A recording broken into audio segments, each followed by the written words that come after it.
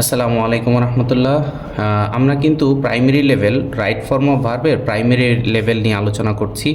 এটা হচ্ছে level number হচ্ছে 3।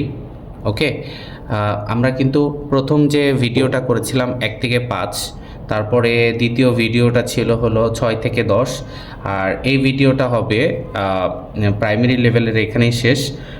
এটা হবে হচ্ছে 11 থেকে 15। ওকে, যারা আগের ভিডিও দুটো দেখোনি একটু ওখান থেকে দেখে নিলে তোমাদের জন্য আরও বেশি ইজিয়ার হবে। তো আমরা এখন শুরু করে দিতে পারি। যে প্রথমে যে সেন্টেন্সটা আছে, I am not in a হারি, আমার তেমন একটা তাড়াতাড়ি মানে তাড়াহুড়া নেই। আই ডোন্ট মাইন্ড, এরপরে কি হবে? এটার আনসারটা হবে হচ্ছে ওয়েটিং। কেন ওয়েটিং? আমি একটু সহজ করে বলি, ঠিক আছে? যদিও এটা রুল আছে, তারপরে একটু সহজ করে বলবো। রুলটা আগে দেখাই আর কি। হ্যাঁ, যারা গ্রামার টেকনিক বইটা নিয়েছো তারা হচ্ছে যাবা কার্ড নাম্বার 8-এ। Okay, page number 15। এই দেখো, mind what can not help, could not help, with a view to, look forward to, with accustom to, with an eye to, confess to, এগুলোর পরে সবসময় ভার্বের সাথে আইএনজি যোগ হয়। এটা যদি কোনো কারণে ভুলে যাও, সেক্ষেত্রে তুমি কিভাবে করবা একটু আমি এখান থেকে বোঝাই। এটা হলো, দেখো, যদি এমন হয় যে এর আগেও কিন্তু ক্লাসে ছিল যে পাশাপাশি দুটো ভার্ব, তাই না? এখানেও একটা ভার্ব আছে, এখানেও একটা ভার্ব আছে। পাশাপাশি দুটো ভার্ব হলে সবসময় মানে সিম্পল সেন্টেন্সগুলোতে এই পরের ভার্বটাকে কী করতে হয়? আইএনজি করে দিতে হয়। যেমন আই স হিম স্লিপিং, তাই না? I saw him sleeping. তাহলে এই স্লিপিংটা কেন হলো? কারণ হচ্ছে একটা সিম্পল সেন্টেন্সে এটা একটা ভার্ব, এটা একটা ভার্ব, পরের ভার্বকে আইএনজি করে দিলাম। ঠিক আছে? ওই রকম তুমি টেকনিক্যালি এটা এইভাবে মনে রাখতে পারো, I don't mind. That do not, does not, did নটের পরে তো ভার্ব বেস ফর্ম হয়, তাহলে বোঝা গেল এটা একটা ভার্ব। তো পাশাপাশি দুইটা ভার্ব হলে কি করি? পরের ভার্বকে আমরা আইএনজি যোগ করে দিই। ঠিক আছে? এই পর্যন্ত ক্লিয়ার? I hope so. এখন আমরা যাব বি নাম্বারে। ওকে, আই ফিল গুড, আমি ভালো অনুভব করছি। I sleep very well last night. এই যে দেখো, এখানে কিন্তু একটা সিগন্যাল আছে লাস্ট নাইট। লাস্ট নাইট থাকার কারণে বোঝা গেল যে এটা হচ্ছে অতীতের একটা পাস্ট টেন্সের একটা ঘটনা। তো আমরা এখানে লাস্ট নাইট থাকার কারণে আমরা কিন্তু ডিরেক্ট কি লিখতে পারি? Slept, SLEPT, slept. আমরা কিন্তু এটা জানি যে V1, V2, V3, SLW slip, এর V2 হচ্ছে স্লেপ্ট, SLEPT, স্লেপ্ট। ওকে, আচ্ছা, তাহলে যেহেতু এটা অতীতের নির্দেশক আছে, পাস্ট টেন্সের ইন্ডিকেটর আছে, সাইন আছে, সিগন্যাল আছে, যেটাই বলি, যার কারণে আমরা স্লেপ্ট, ঘুমিয়েছিলাম। আমি ভালো অনুভব করছি গতকাল রাতে আমি, কারণ হচ্ছে গতকাল রাতে আমি মানে ভেরি ওয়েল, ভালো ঘুমিয়েছিলাম, এ কারণে আজকে আমি ভালো অনুভব করছি। ক্লিয়ার কিনা? আচ্ছা, সি নাম্বারে যাব এখন। The house was build about 15 years ago. এই দেখো, অ্যাগো কিন্তু অতীতকালের একটা নির্দেশক, ওয়াজ, এটা ঠিক আছে। তবে এখান থেকে একটা মজার একটা জিনিস শিখব, খেয়াল করো। এটা হচ্ছে এখানে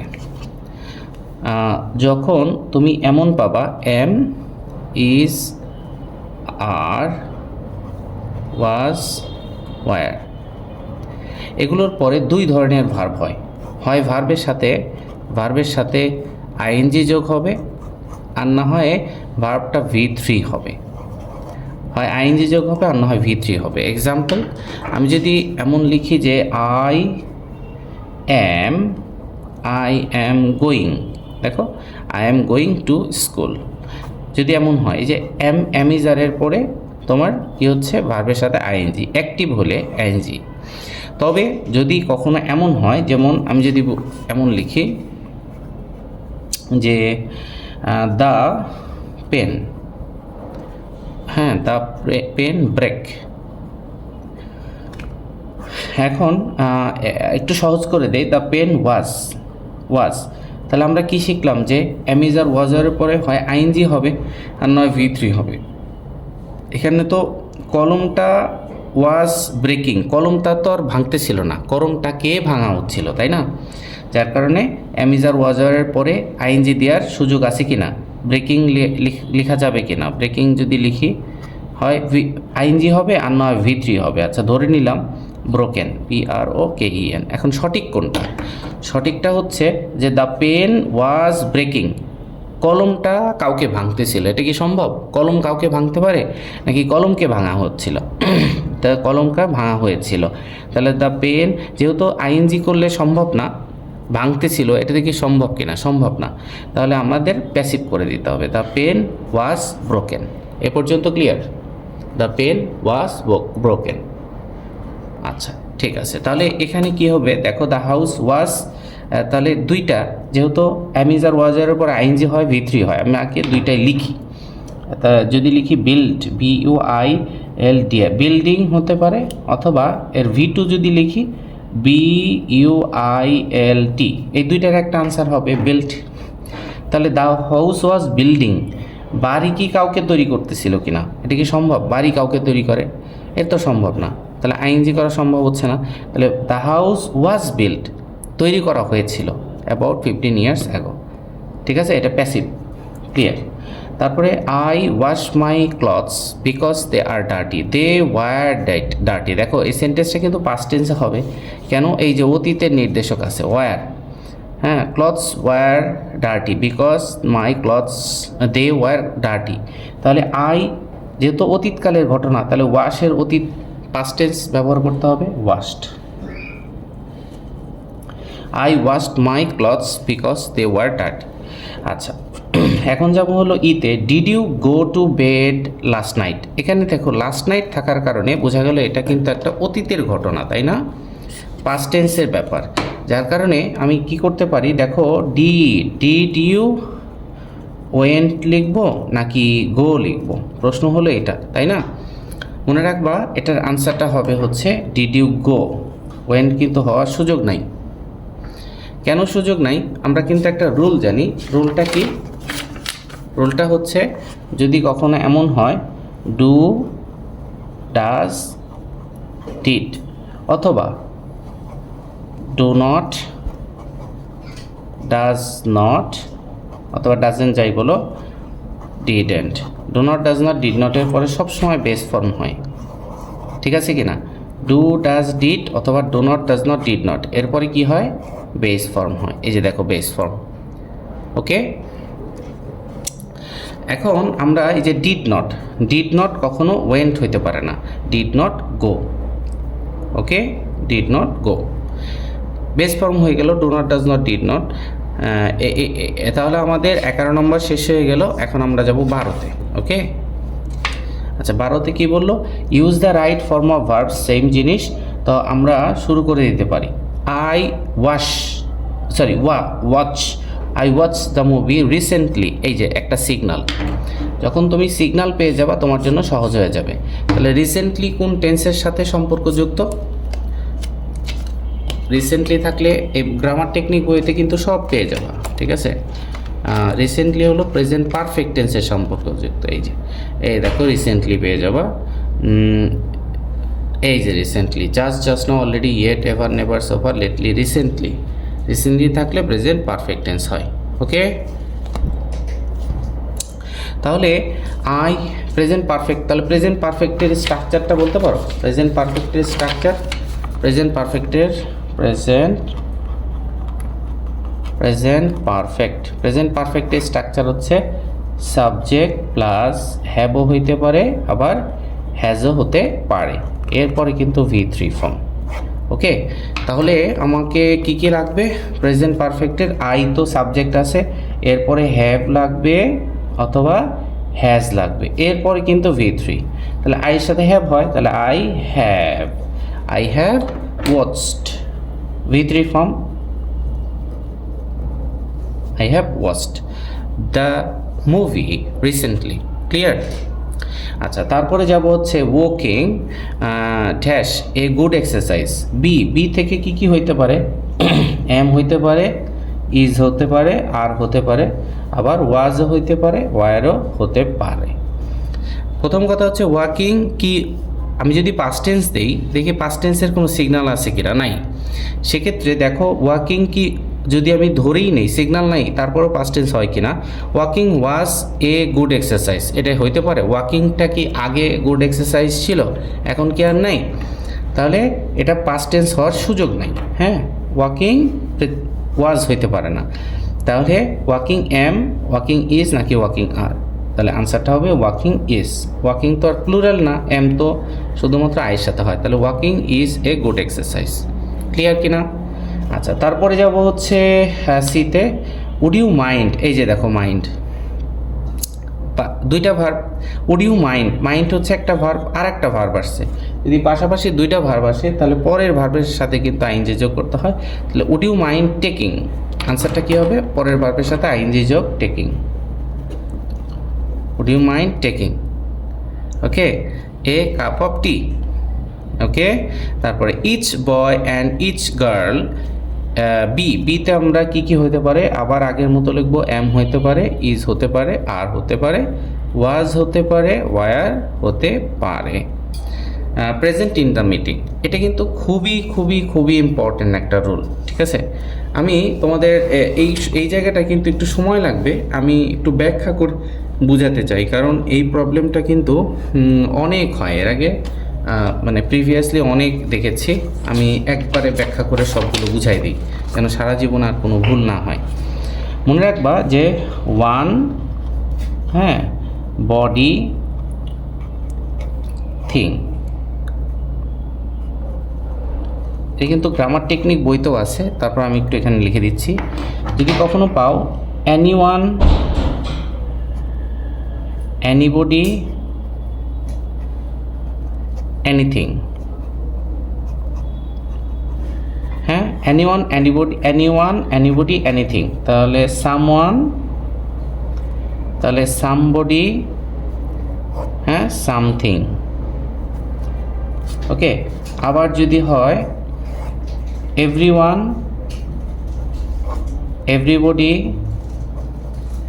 everything, anyone, anybody, anything, no one, nobody, হ্যাঁ, নাথিং। যদি এমন হয় anyone, anybody, anything, no one, someone, somebody, something, everyone, everybody, everything, no one, nobody, nothing, আর চারটা আসছে, তাহলেই হয়ে যাবে 16 গোষ্ঠীর বংশধর বলি আমি। each, every, either, neither।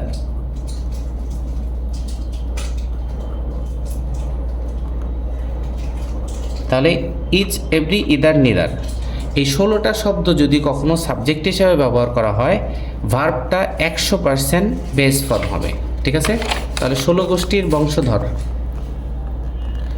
16 গোষ্ঠীর বংশধর যদি সাবজেক্ট হিসাবে ব্যবহৃত হয় তাহলে ভার্বটা কি হবে বলো? সিঙ্গুলার করতে হবে, সিঙ্গুলার। আর ভার্বকে কেমনি সিঙ্গুলার করতে হয়? ভার্বের সাথে এস অথবা ইএস যোগ করে। যেমন এখানে যদি কখনো অপশনে থাকে গো অথবা গোজ, আনসারটা কি হবে? গোজ হবে, গো কিন্তু হবে না। তাহলে আবার একটু বলি যে এই 16 গোষ্ঠীর বংশধর যদি সাবজেক্ট হিসাবে থাকে, one body thing, anyone, anybody, anything, someone, somebody, something, everyone, everybody, everything, no one, nobody, nothing, each, every, either, neither, এগুলো সাবজেক্ট হিসাবে ব্যবহৃত হলে, হ্যাঁ, এগুলোকে আমরা কি নাম দিয়েছি? 16 গোষ্ঠীর বংশধর। সাবজেক্ট হিসাবে ব্যবহৃত হলে ভার্বটা কি হবে সবসময়? ভার্বটা সবসময় সিঙ্গুলার হবে। আর ভার্বকে কিভাবে সিঙ্গুলার করতে হয়? এস অথবা ইএস যোগ করে। ক্লিয়ার? এখন আমরা যাব each boy and each girl, singular হবে। প্রেজেন্ট ইন দ্য মিটিং, এখন মিটিংয়ে প্রেজেন্ট আছে নাকি ছিল কি বোঝাচ্ছে? সেন্টেন্সটা পড়লে কি মনে হয়? তা আগে সিদ্ধান্ত নিতে হবে যে প্রেজেন্ট টেন্স হবে নাকি পাস্ট টেন্স হবে। ওকে, তাহলে এখানে দেখো কোনো ধরনের অতীতকালের কোনো সিগন্যাল নাই। হ্যাঁ, যদি ইয়েস্টারডে থাকতো, অ্যাগো, বিফোর, এগুলো থাকলে পাস্ট টেন্স হতো। যেহেতু সিগন্যাল নাই তাহলে পাস্ট টেন্স হওয়ার কোনো সুযোগ নাই।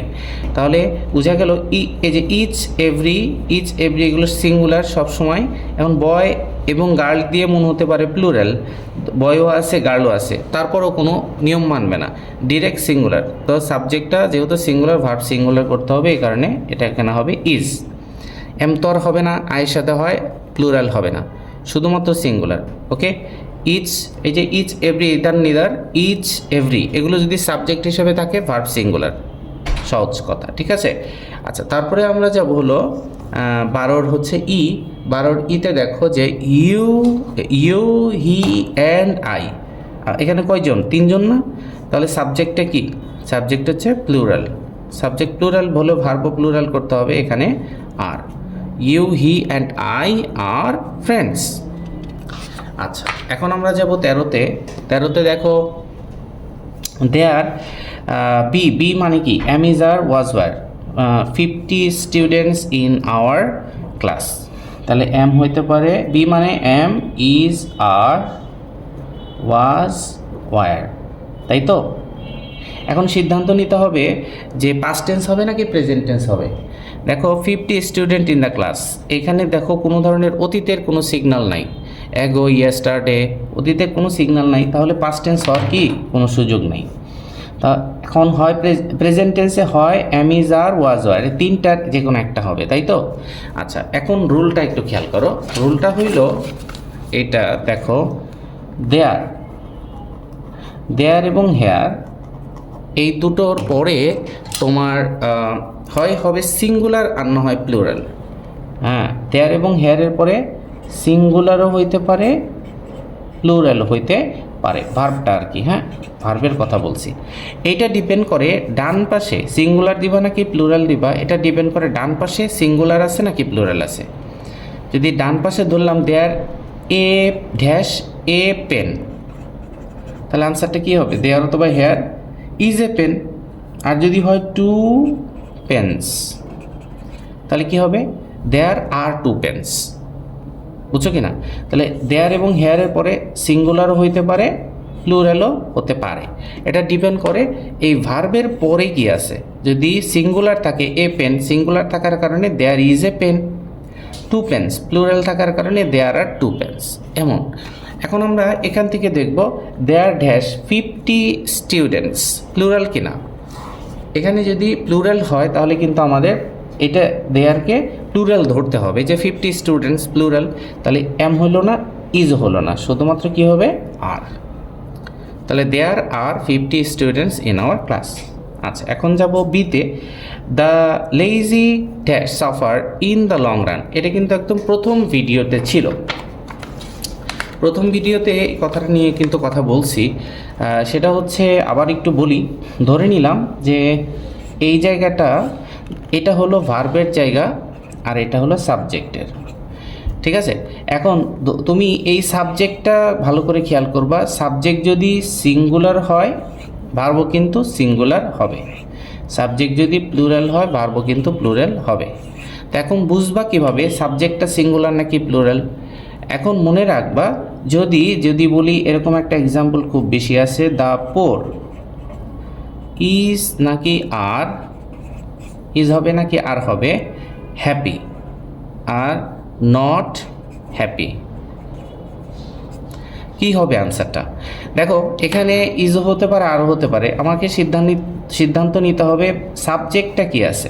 এটা তো সাবজেক্ট, মনে রাখবা এই যে দেখো সাবজেক্ট হিসাবে কখনো অ্যাডজেক্টিভ হয় না, তবে যদি কখনো পোরটা কি অ্যাডজেক্টিভ না, বলো অ্যাডজেক্টিভ।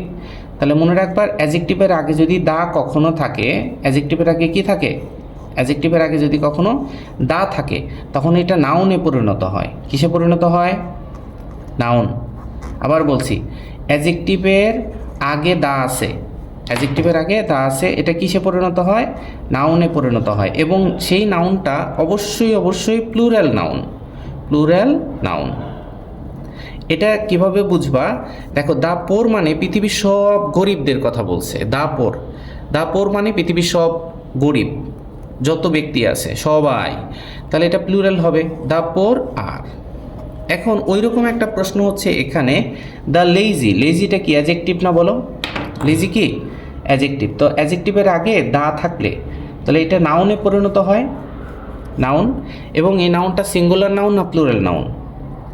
অবশ্যই প্লুরাল নাউন। তাহলে প্লুরাল নাউন, প্লুরাল ভার্ব। ঠিক আছে, এখন প্লুরাল ভার্ব, ভার্বকে কীভাবে প্লুরাল করতে হয় মনে আছে? ভার্বকে কীভাবে প্লুরাল করতে হয়, ভার্বকে কীভাবে সিঙ্গুলার করতে হয় মনে আছে কি না?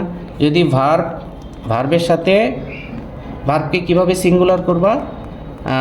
ভার্ব, হ্যাঁ আচ্ছা, ভার্বকে সিঙ্গুলার করতে হইলে এর সাথে এস অথবা ইএস থাকতে হবে, তখন এটা সিঙ্গুলার ভার্ব হয়, সিঙ্গুলার। আর ভার্বের সাথে একদম কিছুই নাই, আগে পিছনে কিছুই নাই, তখন এটা প্লুরাল, তাই না? যেমন হি গোজ, এই দেখো সাবজেক্টটা সিঙ্গুলার বলে ভার্বও সিঙ্গুলার করলা, কীভাবে করলা? এস বা ইয়ের যোগ করে। আর দে যদি লিখি দে, কি হবে? দে গো, কেন? এ দেটা তো প্লুরাল, সাবজেক্টটা প্লুরাল, তো ভার্বও প্লুরাল করতে হবে।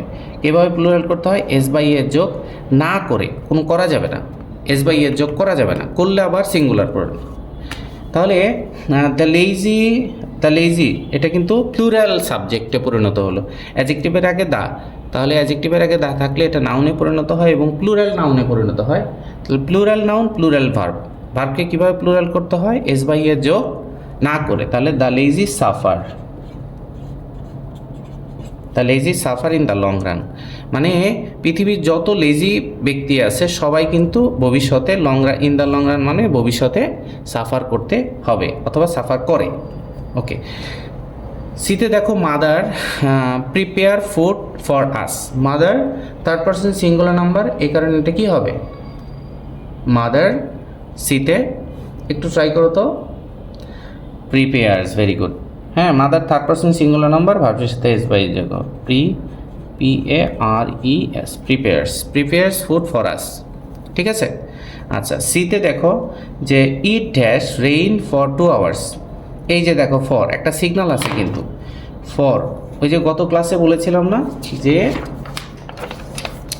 যদি কখনো ফর অথবা সিন্স এরপরে সময়ের কথা বলে, সময়, ফর অথবা সিন্সের পরে যদি সময়ের কথা বলে, এই ভার্বটা হবে হচ্ছে, ভার্বটা কী হবে, কোন টেন্সে হবে বলো তো? প্রেজেন্ট পারফেক্ট কন্টিনিউয়াস, ঠিক আছে। তাহলে যদি ওয়াক থাকতো, ধরে নিলাম ওয়াক আছে, তাহলে আনসারটা প্রেজেন্ট পারফেক্ট কন্টিনিউয়াস টেন্স, তাহলে হ্যাভ বিন ওয়াকিং হতে পারতো, অথবা হ্যাজ বিন ওয়াকিং, যে কোনো একটা। এখানে ফর 2 hours, ফরের পরে সময় আছে, তাহলে কি হবে? প্রেজেন্ট পারফেক্ট কন্টিনিউয়াস, ঠিক আছে। তাহলে it has been raining, it has been raining for 2 hours, ঠিক আছে। আচ্ছা, এখন যাব ইতে, দ্য রিচ, বি মানে অ্যামিজার ওয়াজার, নট অলওয়েজ হ্যাপি, এই যে দেখো অ্যাডজেক্টিভ, রিচটা কি অ্যাডজেক্টিভ না? অ্যাডজেক্টিভের আগে যদি দা থাকে তখন আর এটা অ্যাডজেক্টিভ থাকে না, এটা নাউন হয়। তখন এই নাউনটা সিঙ্গুলার নাকি প্লুরাল? তখন এটা প্লুরাল নাউন। তাহলে দ্য রিচ মানে পৃথিবীর যত রিচ আছে, ঠিক আছে। The rich are not always happy, okay. আচ্ছা, এখন আমরা যাব 14, use the right form of verbs, ঠিক আগের মতো আমরা প্রাইমারি লেভেলে আছি, লাস্ট লেভেল, ঠিক আছে। তারপর আমরা অ্যাডভান্স লেভেলে যেতে পারবো, ওকে। ফ্লাওয়ার্স স্মেল সুইট, দেখো ফ্লাওয়ার্স সাবজেক্টটা প্লুরাল, তো ভার্বকে প্লুরাল করতে হবে। ভার্বকে কিভাবে প্লুরাল করতে হয়? এস বাই এর যোগ করে না করে, এস বাই এর যোগ না করে। দেখো আমি একটু এখানে দুটাই লিখি, স্মেল অথবা স্মেলস। মনে রাখবা, যদি কখনো সাবজেক্টের সাথে এস থাকে, ভার্বের সাথে এস থাকা যাবে না। সাবজেক্ট এই যে দেখো এখানে এস আছে মানে এখানে লাগবে না, যার কারণে তোমার স্মেল আনসার হবে, বুঝছো কি না? ওকে, তাহলে সাবজেক্টটা প্লুরাল, ভার্বকে প্লুরাল করতে হবে, এস বাই এর যোগ করা যাবে না। তারপরে যাব হচ্ছে বিতে, হোয়াট এ বিগ ফিশ হি, দেখো ক্যাচ না ক্যাচেস, একটা বিগ ফিশ হি, এখানে একটা বিষয় আছে, এখানে হবে হচ্ছে হ্যাজ, হি হ্যাজ কট, এটা হবে আনসার। বুঝাই দিচ্ছি, বলছে যে কত বড় একটা ফিশ হি হ্যাজ কট, সে কত বড় একটা ফিশ ধরেছে। এখন কেউ যদি বলো হি ক্যাচেস, সে ধরে, হি ক্যাচেস মানে কি সে ধরে, আর হি হ্যাজ কট মানে কি সে ধরেছে। আমি যদি বলি যে আই টিচ, আমি পড়াই, আর আই হ্যাভ টট মানে কি আমি পড়িয়েছি কিছুক্ষণ আগে, যে কাজটা কিছুক্ষণ আগে হয়ে গেছে, অলরেডি হয়ে গেছে, ওটাকে আমরা প্রেজেন্ট পারফেক্ট টেন্স বলি। আচ্ছা, আমি একটু ইলাবোরেটলি বলার চেষ্টা করি। যেমন টিচ, আই টিচ ধরে নিলাম, আর একটা হচ্ছে আই টিচ, দুইটাই। এই দুইটা সেন্টেন্সে আমি দুইভাবে আনসার করতে পারি মিনিংটা বোঝানোর জন্য। আমি যদি লিখি আই টিচ, আমি পড়াই, ঠিক আছে, আর এখানে লিখতে পারি আই হ্যাভ টট। এই দুইটাই কিন্তু সঠিক, কি সেন্সে? আমি যদি বলি সাধারণত আমি পড়াই, এটা আমি জেনারেল, আমার একটা প্রফেশনের কথা বললাম, তাহলে আই টিচ। তবে আমি কিছুক্ষণ আগে কাউকে পড়িয়েছি, অথবা কোনো একটা ব্যাচ পড়িয়েছি, কোনো একটা অনলাইন ক্লাস নিয়েছি, নেয়ার ঠিক পরেক্ষণে আধা ঘন্টা 15 মিনিট পরে আমি বললাম কি, আধা ঘন্টা 15 মিনিট পরে আমি বললাম কি কাউকে, আই হ্যাভ টট, আমি পড়িয়েছি। এরকম তোমাকে সিগন্যাল বুঝতে হবে। এখানে বলছে যে হোয়াট এ বিগ ফিশ, এই ফিশটা কত বড় একটা ফিশ। হি ক্যাচেস, সে কি ধরে, সে নিয়মিত, এটা বোঝায় নাই। কোন একটা মাছ দেখে বললা এটা কত বড় একটা মাছ, সেই মাছটা ধরেছে কিছুক্ষণ আগে, 5 মিনিট 10 মিনিট আধা ঘন্টা আগে, সেক্ষেত্রে আমরা প্রেজেন্ট পারফেক্ট টেন্স ব্যবহার করি। আচ্ছা, এখন যাবো C, we should respect our elders. তাহলে শুড একটা মডালের পরে সবসময় বেস ফর্ম হয়, তাহলে we should respect our elders. Okay, মডেলের পরে সবসময় বেস ফর্ম হয়। তারপর D number, you had better leave the place. এই হ্যাড বেটারও কিন্তু একটা মডাল, সেমি মডাল বলে, modal auxiliary verb. Had better, had rather, would better, would rather, এগুলোকে সেমি মডাল বা মডাল বলে আর কি। হ্যাঁ, তাহলে এটার অর্থটা হচ্ছে মডাল যেহেতু base form. You had better live, এর অর্থ হচ্ছে তুমি বরং জায়গাটা ত্যাগ করো। হ্যাড বেটারের অর্থ হলো বরং ভালো, এরকম বরং তুমি বরং জায়গা থেকে চলে যাও, এই অর্থে। তুমি বরং এখন ঘুমাই যাও, ইউ হ্যাড বেটার স্লিপ, এরকম। তারপরে আমি ইতে যাব, he tells as if he know everything. এটা কিন্তু খুব ইম্পর্টেন্ট, এখানে কিন্তু একটা সিগন্যাল আছে। সিগন্যালটা কি? As if. সিগন্যালটা হচ্ছে অ্যাজ ইফ। আমি একটু গ্রামার টেকনিক থেকে বোঝাচ্ছি। আচ্ছা, আমাদের এখানে এই যে এটা হচ্ছে কার্ড নাম্বার 10 আর পেজ নাম্বার হচ্ছে 19। এখানে লেখা আছে দেখো, সিন্স, অ্যাজ ইফ, অ্যাজ দো, এগুলো সাধারণত মাঝে থাকে। আর বাম পাশে যদি প্রেজেন্ট ইনডিফিনিট অথবা প্রেজেন্ট পারফেক্ট টেন্স হয়, ডান পাশে হবে পাস্ট ইনডিফিনিট। আর বাম পাশে যদি পাস্ট ইনডিফিনিট টেন্স হয়, ডান পাশে হবে পাস্ট পারফেক্ট। ওকে, তোমরা একটু পজ করে বা স্ক্রিনশট নিয়ে রাখো। এটা কিন্তু তোমরা মানে না দেখে লেখার চেষ্টা করো, আগে পুরোটা মুখস্থ করে ফেলো, তাহলে তোমাদের জন্য সহজ হবে। কয়েকবার লিখো, তাহলেই হয়ে যাবে। Okay, since, as if, as though মাঝে থাকে। তাহলে দেখো এখানে এই সিন্স, অ্যাজ ইফ, অ্যাজ দো এর বাম পাশে একটা অংশ, ডান পাশে একটা অংশ। তাহলে বাম পাশে প্রেজেন্ট টেন্স আছে, তাই না? প্রেজেন্ট ইনডিফিনিট, তাহলে ডান পাশে কি হবে? প্রেজেন্ট ইনডিফিনিট হলে ডান পাশে পাস্ট ইনডিফিনিট। দেখো, since, as if, as though, as if আছে, বাম পাশে প্রেজেন্ট ইনডিফিনিট অথবা প্রেজেন্ট পারফেক্ট হলে ডান পাশে পাস্ট ইনডিফিনিট। তো এখানে হবে কি, he talks as if he, past indefinite, he knew everything. Clear? আচ্ছা, একদম লাস্ট প্রাইমারি লেভেলের মানে বেসিক লেভেলের যে আলোচনা আজকে হচ্ছে লাস্ট ভিডিওর লাস্ট আলোচনা, একদম লাস্টে, এইটুকু হলেই শেষ। খেয়াল করো যে 50 মাইলস, এখানে বেশিরভাগ স্টুডেন্ট দিবে হচ্ছে আর। হ্যাঁ, আর দিলে কিন্তু কোনোভাবে হবে না, এটা হবে ইজ। ওকে, তাহলে এখন বিষয়টা কি, এরকম কেন, পিকুলিয়ার কেন? মনে রাখবা যে সংখ্যা তোমার সাবজেক্টটা সংখ্যার পরিমাণ যত বেশি হোক এগুলো সবসময় সিঙ্গুলার হিসাবে ধরতে হয়। 50 মাইলস, 100 মাইলস, 100 কিলো, এই যে যত পরিমাপ করা যায়, হ্যাঁ, এই সব যত ইয়াসে সাবজেক্ট হিসাবে ব্যবহার করা হয়েছে সব সিঙ্গুলার। অঙ্ক মূলত হলো অঙ্ক যদি পাও, এটা শর্টকাট, সেক্ষেত্রে এগুলো সবসময় সিঙ্গুলার ধরতে হয় ভার্বটা। হ্যাঁ, ওকে। তারপরে I just receive your letter, এই যে দেখো জাস্ট, এখানে সিগন্যালটা কি বলো? সিগন্যাল হচ্ছে জাস্ট।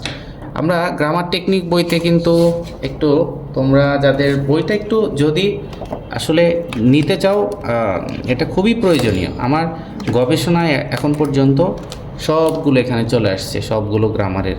আচ্ছা যাই হোক, জাস্ট এই যে দেখো just now, already, yet, ever, never, so far, lately, recent, up to, present perfect tense. Okay, এখানে তাহলে কি আছে? Just, present perfect. তাহলে আই হ্যাভ জাস্টটা মাঝে হয়, হ্যাঁ, I have just received your letter.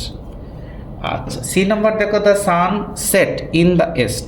The sun, হ্যাঁ, the sun third person singular number, ভার্বের সাথে এস বাই এর যোগ, সেটস, ইজি। হ্যাঁ, আইস ফ্লোট অন ওয়াটার, এটা চিরন্তন সত্যি কথা। তাহলে কি হবে? আইস থার্ড পারসন সিঙ্গুলার নাম্বার, ভার্বের সাথে এস বাই এর যোগ, ইট ফ্লোটস। আচ্ছা, it is high time we, এটা আনসারটা হবে stopped, we stopped. Environment pollution, এটা হচ্ছে লাস্ট এবং এটা সবথেকে ইম্পর্টেন্ট। মনে রাখবা, গ্রামার টেকনিক বইটাই যাই, এখানে একটু দেখি কোথায় পাই। আছে নিশ্চয়ই, 100% আছে। হ্যাঁ, ইট ইজ টাইম, এই যে পেয়েছি। আবার কার্ড নাম্বার 10-এ it is time, it is high time, wish, fancy, এগুলোর পরে দুই ধরনের ভার্ব হয়। যদি বি ভার্ব হয় আনসার হবে ওয়ার, মেন ভার্ব হলে V2। ঠিক আছে? আচ্ছা দেখো, ইট ইজ টাইম উই, এই যে দেখো ইট ইজ টাইম, এরপরে V2 হবে, তাহলে স্টপ এর V2 হচ্ছে স্টপড। ক্লিয়ার সবাই? ওকে, আলহামদুলিল্লাহ আমাদের বেসিকটা কিন্তু শেষ হয়ে গেল ইনশাল্লাহ। আর ধাপে ধাপে আমরা অ্যাডভান্সগুলো দিয়ে দিব ইনশাল্লাহ। আমাদের সাথে কানেক্টেড থাকো, ভালো কিছু শিখবা, নতুনভাবে শিখবা, সহজ টেকনিকে। তো আমার জন্য সবাই দোয়া করো, আল্লাহ তাআলা তোমাদের সবাইকে ভালো রাখো। আসসালামু আলাইকুম।